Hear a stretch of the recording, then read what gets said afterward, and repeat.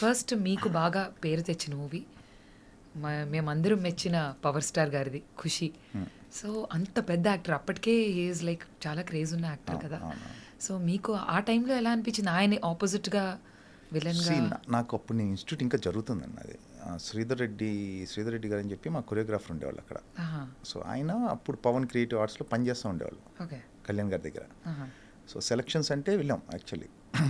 ఒక 20-30 మెంబర్స్ వెళ్ళి ఉంటాం అక్కడ. ఒక 8 to 9 మెంబర్స్ ఉంటాం ఆ సీన్లో. కాకపోతే వెళ్ళటానికి మటుకు 20-30 మెంబర్స్ వెళ్ళాం. వెళ్తే ఆయన అది కళ్యాణ్ గారు డైరెక్ట్ చేశారు అది ఆ scene. Completely directed by Kalyan garu. PC garu cameraman. అప్పుడు లక్కీ ఎనఫ్ పీసీ గారితో వర్క్ చేయడం ఫస్ట్ ఫిల్మ్. కళ్యాణ్ గారు ఆయనే డైరెక్ట్ చేశారు ఆ సీన్ అంతా. అప్పుడు తెలియదండి దాని వాల్యూ. కళ్యాణ్ గారు, వీ నో దట్ కళ్యాణ్ గారు ఈజ్ ఎ బిగ్ స్టార్, అందులో డౌట్ లేదు. అప్పటికే ఆయన తొలి ప్రేమ అన్ని ఆయన సినిమాలు చూస్తూనే ఉన్నాం.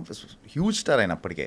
కాకపోతే నా ఉద్దేశం ఏంటంటే యాజ్ ఎ బిగినర్ నాకున్న ఇదేంటంటే ఒక సీనే కదా ఏంటిది అని ఫీలింగ్ నాకు పర్సనల్గా. అంటే మిస్కన్సెప్షన్ ఎలా ఉంటుందంటే మనం ఇన్స్టిట్యూట్ చేసాం రాగానే మనం ఏదో పట్టుకెళ్ళి మెయిన్ విల్ని ఇచ్చేయాలి ఇలా ఉంటాయి. అంటే ఆ పర్టికులర్ ఏజ్ దాంట్లో. బట్ దాని వాల్యూ నాకు రిలీజ్ అయినతో తెలిసింది. నేను ఎక్కడో చార్మినార్ దగ్గర ఒక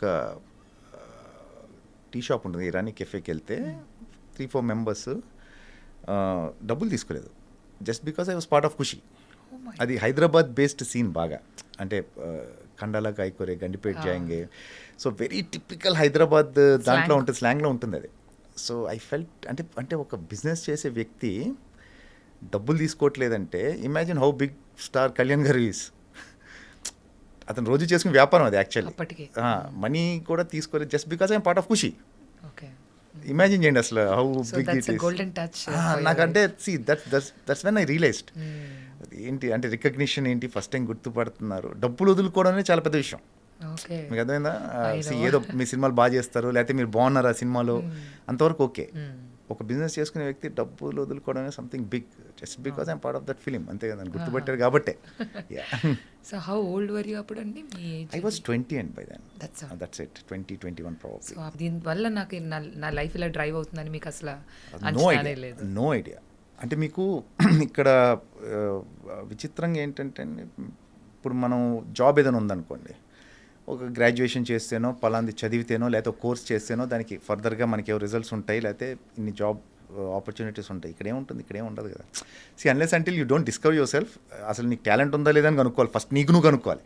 మిగతా సంగతి తర్వాత. మిగతా వేరే వాళ్ళు చూస్తున్నారా లేదా తర్వాత సంగతి. ఎందుకంటే ఎవ్రీవన్ హ్యాస్ దర్ పనులు ఉంటే ఫస్ట్ నీకు తెలియాలి అసలు నీకు టాలెంట్ ఉందా, నీకు పొటెన్షియల్ ఉందా, నువ్వు రియలైజ్ అవ్వాలి. వన్స్ యూ రియలైజ్ దట్, దాని తర్వాత ఏమవుతుందంటే ఆపర్చునిటీ రావాలి. సరే ఆపర్చునిటీ వచ్చింది అనుకుంటే చేసేసాం మనం, అది డైరెక్టర్ నచ్చాలి, అది ఎడిటింగ్లో ఉండాలి. So it has to come, రావాలి మళ్ళీ. నేను ఒక ఫిలిం చేశాను అప్పట్లో, ఒక రాజు ఒక రాణి అని చెప్పి Ravi Teja garu film. There's one small sequence bikes ఒకటి ఉంటుంది. యోగి గారు డైరెక్టర్. నేను సత్యం థియేటర్ ఫ్రెండ్స్ని కూడా తీసుకెళ్ళాను.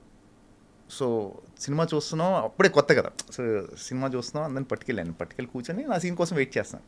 ఇట్ నెవర్ కేమ్, ఎడిట్లో పోయింది. Then I realised it's not that మనం చేస్తే కాదు. There are so many things after that. అది ఎడిట్లో ఉండాలి, తర్వాత మనకి అంటే ఎన్ నెంబర్ ఆఫ్ థింగ్స్ కలిస్తే కానీ ఒక యాక్టర్ పేరు రాదు. So fortunate enough part of good films, work with good directors. So అన్నీ కలిసి రావాలి, చాలా కలిసి రావాలి. Talent has alternate, talent has option. మీకు టాలెంట్ బోల్డ్ మంది ఉన్నారు, అసలు ఒకళ్ళిద్దరు కాదు. నేను ఎప్పుడైతే keep on telling that talent చాలా ఆప్షన్స్ ఉంటాయి. Your relations, your behaviour, your attitude means a lot. అంతే. గ్రేట్. అయితే మీరు చెప్పిన మాట అయితే అన్నిట్లో వర్తిస్తుందని ఎవ్రీవేర్. ప్రొఫెషన్ మైట్ బి అటు ఇటు డిఫరెంట్ ఉండొచ్చు కానీ it's all the same. So మీలాగా ఇప్పుడు మీ గురించి మేము విన్నది ఏంటంటే ఇప్పుడు చదువు మధ్యలో స్టాప్ చేసి కూడా మీరు హైదరాబాద్ వచ్చేసారు అకస్మాత్తుగా. ఆ తర్వాత మీరు రియలైజ్ అయ్యారు something very uncertain usually. So చాలా మంది పిల్లలు they love to be a part of Indian cinema, especially మన తెలుగు వాళ్ళు కూడా చాలా మంది అబ్బాయిలు అమ్మాయిలు ఉంటూ ఉంటారు. వాళ్ళు కూడా స్టడీ స్టాప్ చేస్తూ ఉంటారు, బ్రేక్ ఇస్తూ ఉంటారు, ఆడిషన్స్కి వస్తూ ఉంటారు. సో వాళ్ళందరికీ మీరు ఇచ్చే మెసేజ్ ఏంటి? ఎడ్యుకేషన్ టాప్ ప్రయారిటీ అండి, very important. And it might sound very cliche, అందరు ఇదే చెప్తారు, బట్ ఇట్స్ వెరీ ఇంపార్టెంట్. ఎందుకంటే మీరు ఆ ఎడ్యుకేషన్ వల్ల ఏదో నేర్చేసుకొని నీకు జాబులు చేసుకొని డబ్బులు సంపాదించేస్తాం కాదు. You will know how to behave.